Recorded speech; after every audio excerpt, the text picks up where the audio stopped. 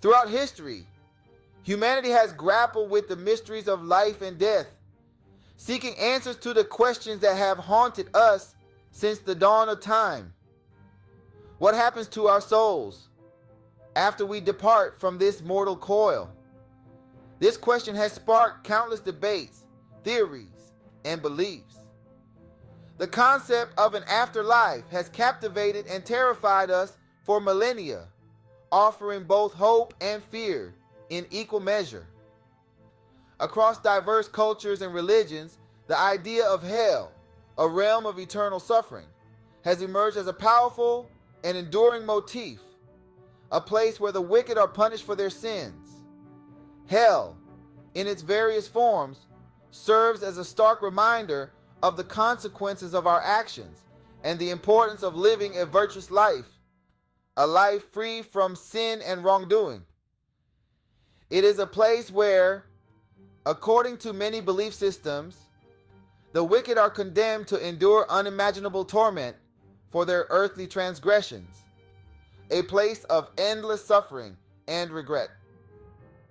From the fiery pits of Gehenna to the icy depths of Niflheim, the concept of hell has taken on many forms, each with its own unique horrors and torments. It is a realm shrouded in darkness, where pain and despair reign supreme, a place where hope is but a distant memory. Whether depicted as a physical location or a state of mind, hell serves as a potent symbol of the consequences of our choices, a reminder of the moral and ethical paths we choose to follow. Join us now on a journey into the depths of human belief as we explore the various conceptions of hell throughout history and across cultures, uncovering the fears and hopes that have shaped our understanding of the afterlife. In the realm of Christian theology, hell is often depicted as a fiery abyss, a lake of burning sulfur where the damned are subjected to eternal torment. This place is described as one of unimaginable suffering and endless pain. This vivid imagery is rooted in biblical texts, particularly the book of Revelation, which describes hell as a place of fire and brimstone. The descriptions are meant to evoke a sense of dread and urgency. The flames of hell are not merely physical, but also represent the unquenchable wrath of God, poured out upon those who have rejected his grace. This wrath is depicted as both just and eternal. The Christian concept of hell emphasizes the eternal nature of punishment. It is a place where time ceases to exist and suffering is perpetual.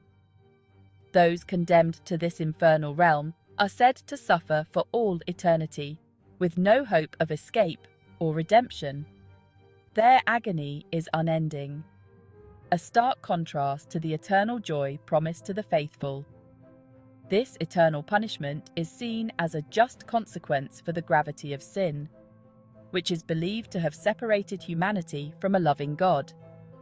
The separation is portrayed as a chasm that cannot be bridged.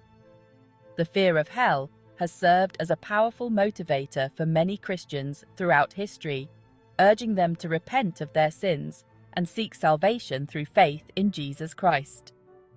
This fear is often accompanied by a deep sense of urgency and a desire for redemption.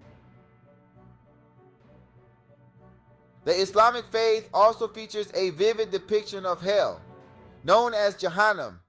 Like its Christian counterpart, Jahannam is portrayed as a fiery abyss, a place of intense heat and suffering.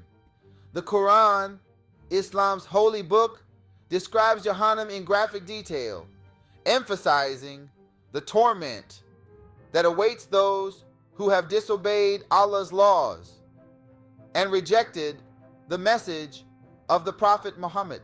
Jahannam is believed to have 7 levels, each reserved for different categories of sinners.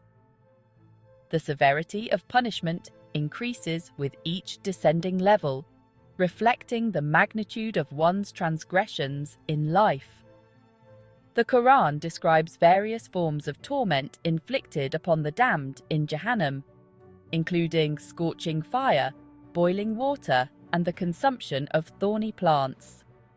Despite the terrifying imagery, Islam also teaches that Allah is merciful and compassionate, and that those who repent sincerely and turn to Him in faith may be spared from the fires of Jahannam. Ancient Egyptian beliefs about the afterlife differ significantly from the Abrahamic traditions. The Egyptians envisioned a complex underworld known as Duat, a realm fraught with both perils and rewards. Upon death, an individual's soul would embark on a perilous journey through Duat, facing various trials and tribulations. One of the most iconic images from Egyptian mythology is the weighing of the heart ceremony. In this ritual, the deceased's heart is weighed on a scale against the feather of Maat, representing truth and justice. If the heart is found to be pure, the soul is granted passage to the idyllic afterlife realm of Aru. However, if the heart is heavy with sin, Anubis then give it to Ammit. The heart is devoured by the fearsome monster Ammit, condemning the individual to eternal restlessness and torment within Duat. Section 5. The Greek underworld, Hades and the fields of punishment. In Greek mythology, the underworld was ruled by Hades, the brother of Zeus and Poseidon. Hades was often depicted with his symbols, such as the bident and the helm of darkness, which made him invisible. Hades' realm, often referred to simply as Hades, was not initially conceived as a place of eternal punishment. It was a vast and shadowy domain where all souls, regardless of their deeds in life, would eventually find themselves. Rather, it was a shadowy realm where the souls of the dead resided, regardless of their deeds in life. This realm was a place of waiting, a limbo where souls existed in a state of neither joy nor suffering. However, over time, the concept of punishment after death emerged within Greek thought. Philosophers and poets began to imagine a more complex afterlife, where the wicked would face retribution for their earthly misdeeds. Within Hades, certain areas were designated for the punishment of particularly wicked individuals.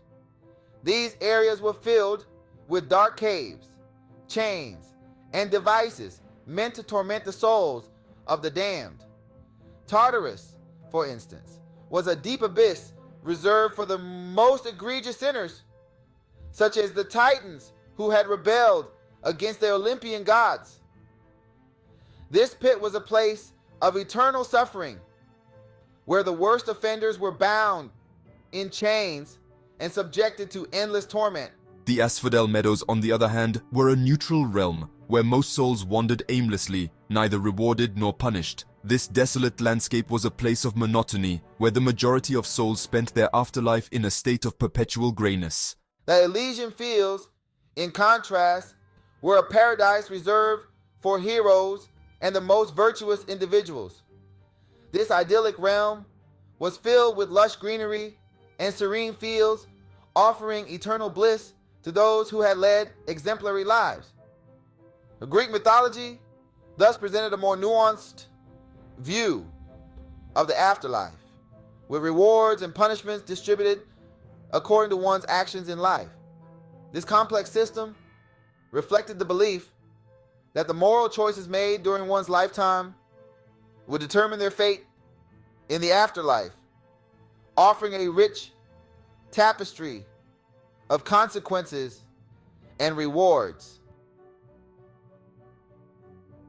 In Roman mythology, Pluto's realm is a shadowy underworld, often depicted as a place of gloom and sorrow. Yes, and this realm is not just a place of punishment, but also a domain where souls reside after death, reflecting a more nuanced view of the afterlife. Hell is often portrayed not only as a place of physical torment, but also of internal and spiritual anguish. Absolutely. The psychological impact of eternal separation from the divine can be more harrowing than any physical pain. leading to profound despair and hopelessness. Throughout history, the concept of hell has been used as a deterrent against immoral behavior and a catalyst for righteousness. Indeed, the fear of eternal damnation has often been a powerful motivator for individuals to adhere to societal and religious norms, encouraging moral conduct and spiritual devotion. The afterlife remains one of humanity's greatest mysteries. With countless interpretations and beliefs about what lies beyond our mortal existence.